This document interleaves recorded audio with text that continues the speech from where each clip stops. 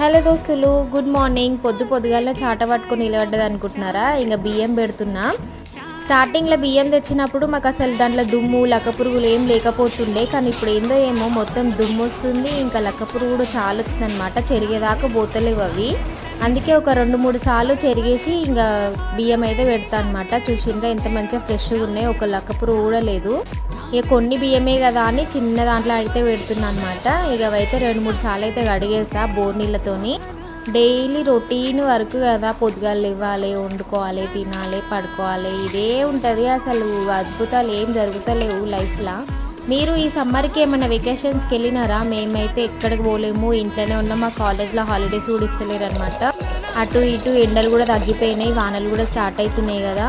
ఇంకా బియ్యం అయితే కడిగేసి మంచిగా ఫిల్టర్ నీళ్ళు అయితే పోసేసి పొయ్యి మీద అయితే పెట్టేసిన. వీడియో నచ్చితే లైక్ చేయండి, షేర్ చేయండి, సబ్స్క్రైబ్ చేసుకోండి.